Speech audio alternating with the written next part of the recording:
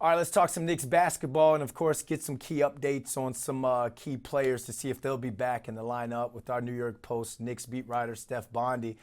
Steph, what's going on, my man? How's Indy treating you right now?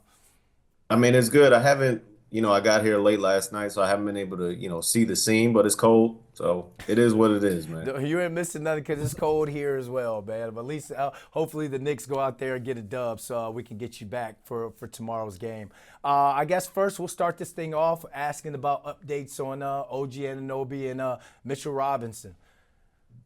Yeah, so I mean, OG got upgraded to questionable, which by definition means 50-50. But, as I said on the last time I was on with Dexter, I'd be surprised if he comes back before the All-Star break. And then ESPN reported after that, he's targeting a return after the All-Star break. So it's a little bit of a surprise that he got upgraded to questionable. I imagine that when we talk to Tibbs at 6 p.m. today, he'll say he's going to warm up and we'll make a decision from there. Um, but listen, it's a sprained foot. There are a lot of reasons why you should say, well, give it as long a rest as possible. And then you got this long break for him to heal after the All-Star break. So that would make a lot of sense. He did not participate in all of practice yesterday. He was a part-time participant, and the same with Mitchell Robinson. Except Mitchell Robinson has already been ruled out of this game. He has not started 5-on-5s. He did travel with the Knicks to Indianapolis, and hopefully I'll have more answers for you later on tonight because he is scheduled to talk to the media for the first time since his injury.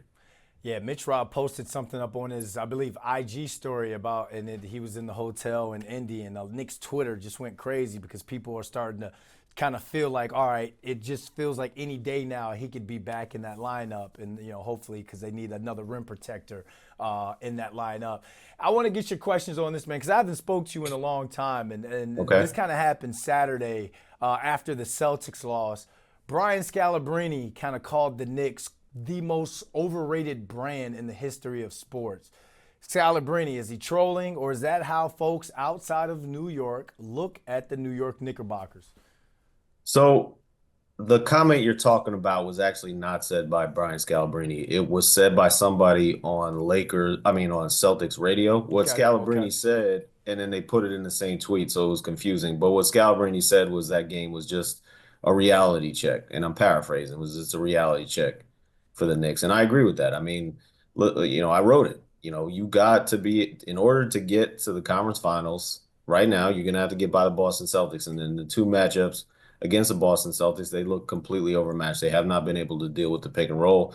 Karl Anthony Towns, when he gets involved in the pick and roll, whether that's because he's guarding Luke Cornett or Al Horford or whomever, just looks completely lost on the perimeter, trying to manage against Jason Tatum. So it was a reality check. And as far as the Knicks being the most overrated brand, I just don't understand what that means. To me, the Knicks brand was never very positive until very recently. In fact, they were considered just dysfunctional and just a losing organization. They were the Jets of the NBA. So I don't understand where that comes from, being overrated, because to me, it's been the opposite for a very long time. All right, people just out there talking, just talking. Thanks for clearing that up for me and for everybody out there. So right now, before they play Indianapolis tonight, they're third in the East, 2.5 games back from the Celtics. 34 wins on the season with 30 games left on the season. What's kind of going to be that magic number in terms of wins to clinch at least the 2 seed if they can pull that off? Yeah, I mean, I don't know the magic number, but I think they're 3 games back of the Celtics right now, and so they need to make up that ground. And they have two more games up against the Celtics for the rest of the season, one at the end of this month, and then one in April. So, those are two matchups that you can look towards and say, all right, well, we got to show ourselves because we didn't in those first 2 games.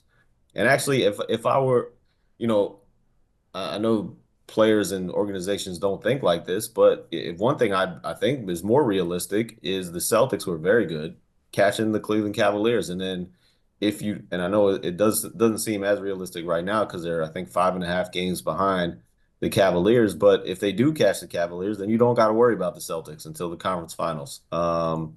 So that is another situation that bears watching and that would actually be advantageous for the Knicks. All right, let's time for a little word is Bondy, and I haven't All done right. this with you for a long time. They got the Pacers and Indies tonight. Then they're back at the Garden for the Hawks on Wednesday night.